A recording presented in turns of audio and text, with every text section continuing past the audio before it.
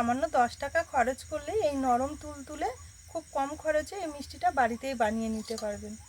খেতে তো দারুণ হয়, একদমই নরম তুলতুলে আর রসালো। শুধু কম খরচই না, এটা তৈরি করা যেমন সহজ তেমনই কিন্তু নরম তুলতুলে আর রসালো। দোকানের কোনো অংশে কম হবে না, খেতে কিন্তু দারুণ লাগে। কতটা নরম তুলতুলে আর রসালো হয়েছে দেখুন, মুখে দিতেই মিলিয়ে যাবে। প্রত্যেকটা মিষ্টি কিন্তু দারুণ হয়েছে। বাড়ির ছোট থেকে বড়রা এমন কেউ বাদ যাবে না যে এই রেসিপিটা পছন্দ করবে না। খেতে দারুণ হয়, দেখুন কতটা সুন্দর হয়েছে। আর যাকেই তৈরি করে খাওয়াবেন প্রথমবার, সে কিন্তু জানতে চাইবে রেসিপিটা কিভাবে তৈরি করা হয়েছে। নমস্কার বন্ধুরা, নতুন পর্ব দেখার জন্য আপনাদের সকলকে জানাই স্বাগত। কাজলি ভিলেজ ফুড রান্নাঘরে প্রতিদিনের মতো আজকে আবারও নতুন একটা মিষ্টি রেসিপি নিয়ে চলে এসেছি।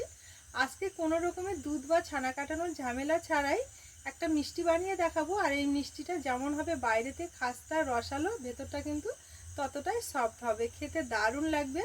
তাহলে চলুন দেখে নেওয়া যাক আজকের মিষ্টি রেসিপি। আশা করছি আজকের রেসিপিটি আপনাদের কাছে অনেক ভালো লাগবে, তাই ভিডিওটা কোথাও স্কিপ না করে শুরু থেকে শেষ পর্যন্ত দেখার অনুরোধ রইল। আর যে সকল বন্ধুরা ফেসবুক পেজ থেকে দেখছেন, পেজটা অবশ্যই একবার ফলো করবেন। এখানে সবার প্রথমে উনুন জেলে একটা কড়াই বসিয়ে নিয়ে, এবারে কড়াইয়ে নিয়ে নেব সামান্য একটু ঘি। এখানে ঘি খুব বেশি নেওয়ার দরকার নেই, 1 চামচ মতো নিলেই হবে। এবারে ঘিয়ের মধ্যে নিয়ে নেব এই বাটি মেপে 1.25 বাটি সুজি। হালকা আছে একটু নেড়ে চেড়ে ভেজে নেব। সুজিতে কোনো রকমের কালার আসতে দেব না, তবে এইভাবে একটু নেড়ে চেড়ে ভেজে নেব, সুজির যাতে কাঁচা গন্ধটা চলে যায়। এখানে হালকা আছে সুজিটা খুব সুন্দরভাবে একটু 2 থেকে 3 মিনিট নাড়াচাড়া করে একটু ভেজে নিয়েছি। আর সুজিটা কিন্তু খুব সুন্দরভাবে ফোলা ফোলা হয়ে গেছে। যখন দেখবেন সুজিটা এরকম একটু হালকা ফোলা ফোলা ভাব হবে, তখনই বুঝে নিতে হবে যে সুজিটা ভালো মতো ভেজে নেওয়া হয়ে গেছে। এবারে যে বাটি মেপে আমি সুজি নিয়েছি, ঠিক সেই বাটি মেপেই নিয়ে নেব 2 বাটি দুধ।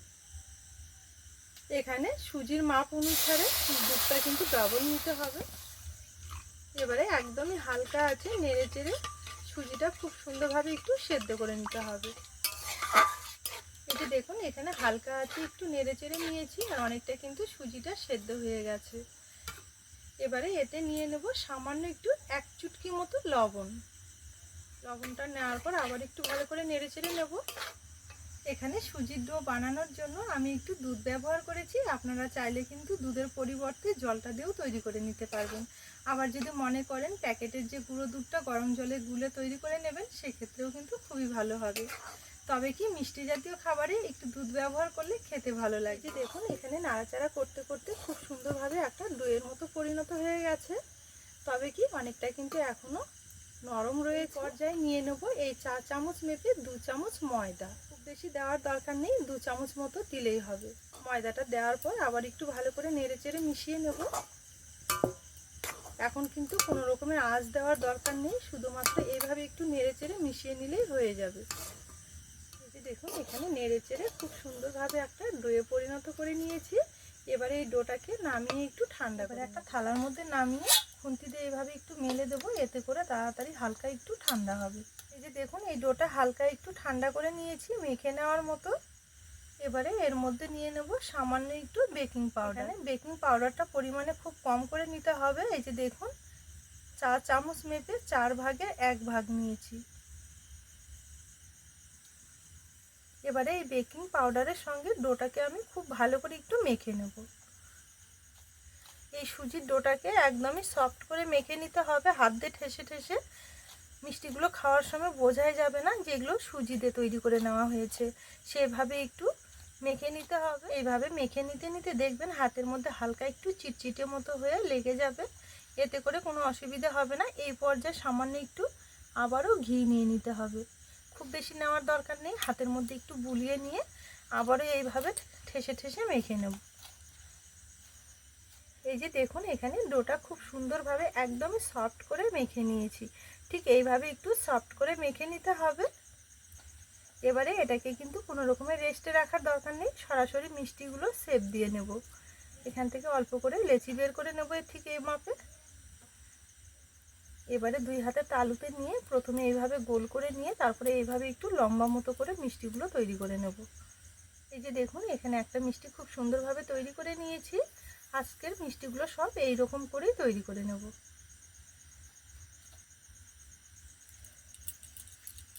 এই যে দেখুন এখানে আবারও একটা তৈরি করে নিয়েছি,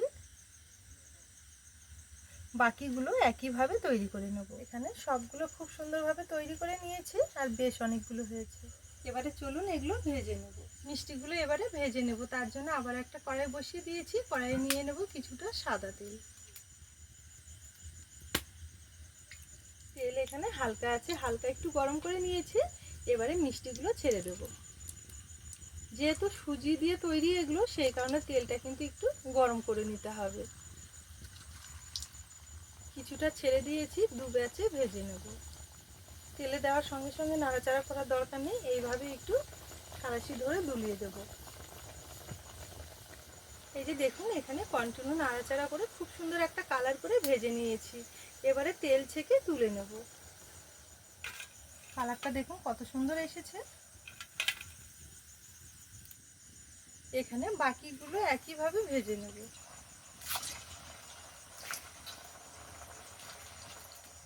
এখানে বাকিগুলো খুব সুন্দর করে ভেজে নিয়েছি, এগুলো তেল ছেঁকে তুলে নেব।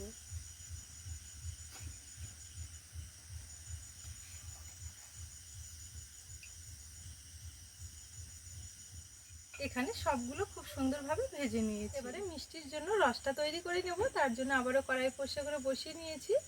কড়াইয়ে নিয়ে নেব ছোট বাটি মেপে 1 বাটি চিনি, আর নিয়ে নেব ঠিক ওই বাটি মেপে 1.5 বাটি জল। এবার রসের মধ্যে নিয়ে নেব সামান্য একটু কেশর।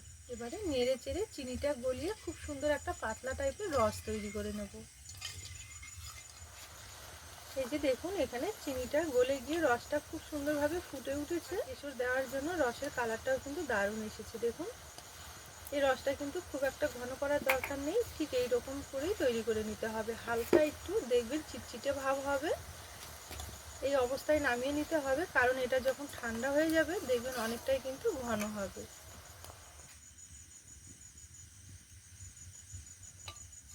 এবারে গরম গরম রসের মধ্যে এই মিষ্টিগুলো ছেড়ে দেবো। রস তৈরি করতে করতে মিষ্টিগুলো কিন্তু এদিকে ঠান্ডা হয়ে গেছে। রসের মধ্যে দেওয়ার পর ভালো করে একটু নেড়ে চেড়ে নেব।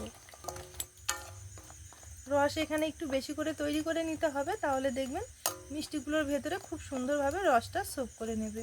আর এই মিষ্টিগুলোতে রস সোপ হতে কিন্তু খুব একটা বেশি সময় লাগবে না, 10 থেকে 15 মিনিটের জন্যই রেখে দেবো। দেখবেন এরই মধ্যে খুব সুন্দরভাবে কিন্তু এগুলো রসালো হয়ে যাবে।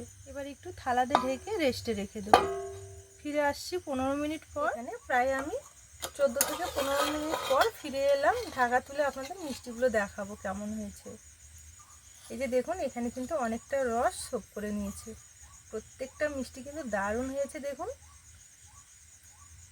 এই যে দেখুন কতটা নরম তুলতুলে রসালো হয়েছে, প্রত্যেকটা কিন্তু দারুণ হয়েছে। এবারে সবগুলো একটা থালার মধ্যে তুলে নেব। হঠাৎ করে যদি মিষ্টি কিছু খেতে মন চায় তাহলে কিন্তু ঝটপটভাবে কোনো রকমের দুধ ছানা ঘরে না থাকলেও এই মিষ্টিটা আপনারা বানিয়ে নিতে পারবেন। দেখে আপনারা বুঝতেই পারছেন যে মিষ্টিটা কতটা সুন্দর হয়েছে। একদমই নরম তুলতুলে আর রসালো, মুখে দিতেই গলে যাওয়ার মতো দারুণ হয়েছে। কম খরচে কোনো মিষ্টি যদি খেতে চান তাহলে এই মিষ্টিটা একবার বানিয়ে দেখতে পারেন, খেতে দারুণ হয়। একদমই নরম তুলতুলে আর রসালো, মুখে দিতেই মিলিয়ে যাওয়ার মতো। বন্ধুরা আজকের এই মিষ্টি রেসিপি আপনাদের কেমন লেগেছে অবশ্যই একটা কমেন্ট করে জানাবেন। পুরো ভিডিও দেখে রেসিপি ভালো লেগে থাকলে সবসময়ের জন্য আমার চ্যানেলের পাশে থাকবেন। আজকের জন্য রেসিপি এখানে শেষ করলাম, আবারও পরের দিন ফিরে আসবো নতুন রেসিপি নিয়ে। ততক্ষণের জন্য আপনারা ভালো থাকবেন, সুস্থ থাকবেন।